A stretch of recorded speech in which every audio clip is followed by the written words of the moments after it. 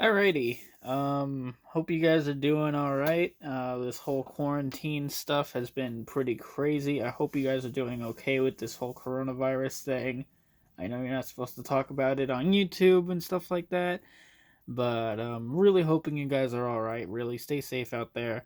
I'm so paranoid when I have to go get stuff outside, and oh my god, it's been crazy.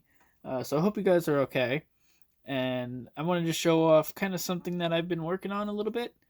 First of all, it's the R34, which I got a while back. It's a Motormax R34, and I did this as kind of a test because I'm thinking of building one, like a Tamiya one, whenever this whole thing kind of blows over, if it does.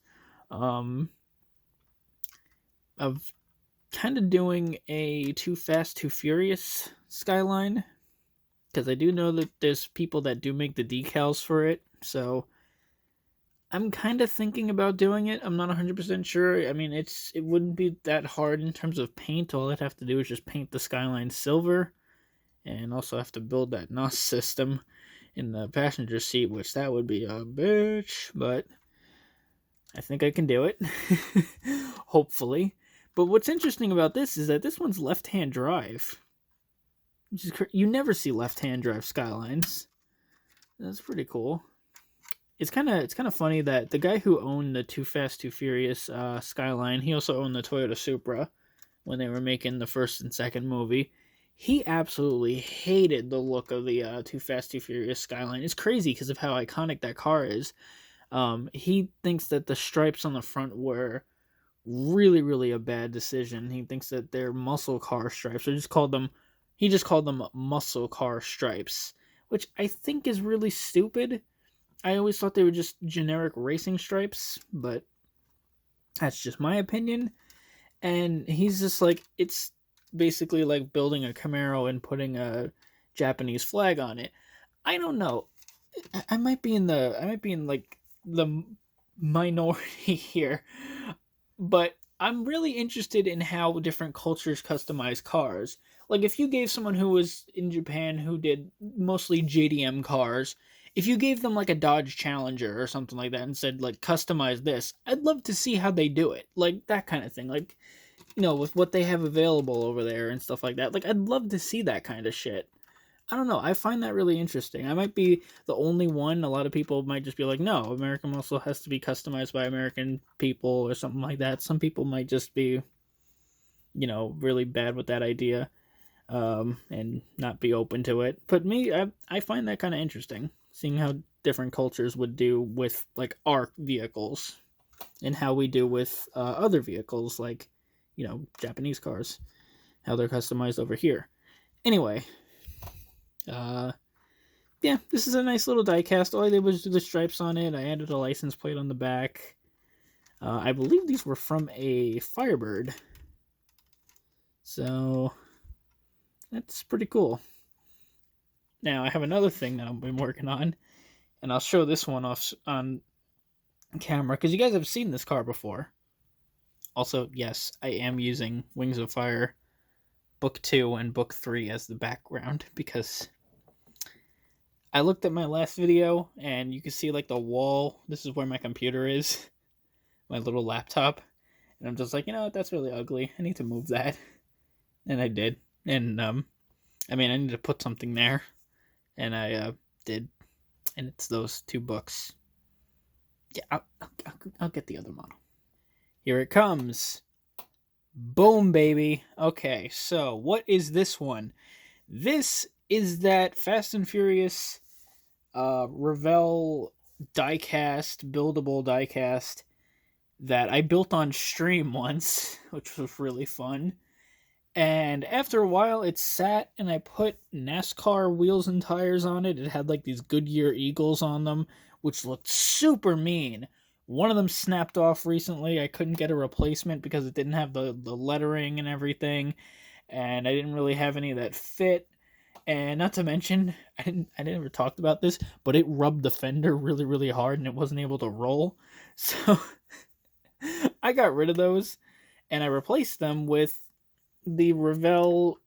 These are from the Snap Tight Chevelle kit, and you know what? I wasn't big on these when they showed them on the Chevelle, but on this charger, it works. Like, I don't know what's different about them. I still think they're kind of ugly looking, but for some reason, they're not when they're on this car.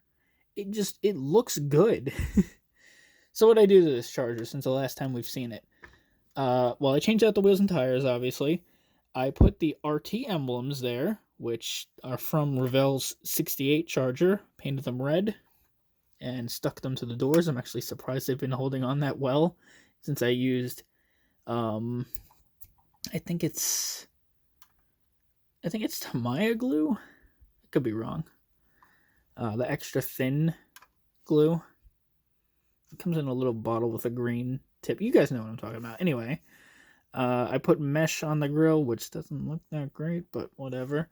And that's been this charger. Now, why did I do this? Well, for the simple reason is I'm working on another 70 charger. Yes, another Fast and Furious 70 charger. I saw pictures of one of my older builds from, no kidding, 5 years ago. Like, holy shit, time flies. I built a black 69 Charger that I tried to convert into a 70, and it looked horrible. It was done with, I think MPC, their generally Snap Tight kit, which was awesome, by the way. That was a great kit, and they recently re-released it as the City Slicker Charger. Highly recommend that kit. Really awesome. It had a really bad fender gap, obviously, because the 70 front end is not designed for a 69 Charger. And I built it into the Fast and Furious 4 Charger, and for the most part, I think it looked okay, but I don't have that Charger anymore.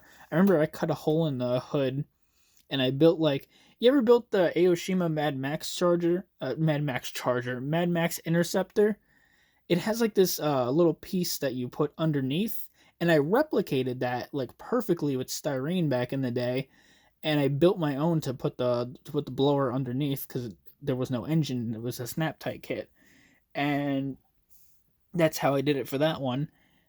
And now I'm doing it with the actual 70 Charger kit by Revell, because at the time when I built that car, they didn't make a model kit of that car. The only 70 Charger I could get was the old MPC kit or this one, and I didn't have this one. So I never really did that. I kept using 69 Chargers for that, for making Fast and Furious Chargers. And this charger, I mean, the one that I'm doing is an actual 70, so it works. And I can't finish it. I'm not gonna be able to finish it for a while because everything's closed.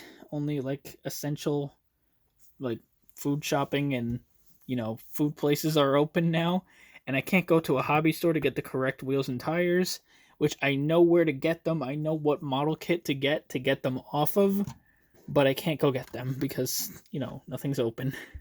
So that car is going to have to wait. And I do plan on making a separate video for that car because that thing's going to be awesome. I hope, anyway. So, yeah. It's kind of cool to see this Charger back. It sat for a little bit on a shelf in a cabinet next to the blue Nissan Skyline, actually. And I never really did much with it. And me adding the RT emblems, the mesh on the grill, and doing the tires and everything, the wheels and tires, just kind of revamped the car for me. Like, I always thought that this car just kind of looked plain afterwards. After I built it, I had the regular slicks on it that came with the kit. I wasn't a fan of those. Then I swapped them out for the Goodyears, and then it sat again. And for some reason, now I'm just falling in love with this car again. It's one of those models that I always keep coming back to and finding something new to appreciate. So this was a good purchase in the end. I mean, I bought this a while ago, but it's still one of those cars that I love to just bring back inside and look at, because every time I do something different with this thing. So yeah, this thing has some sentimental value to me. Yeah, that's all for this video. There's really nothing else I can talk about because I haven't really been able to do much because Doom Eternal dropped. But anyway, I'll see you guys in the next video, and yeah, let me know what you guys think. Sorry that this was kind of a weird, kind of short update with not really much to show.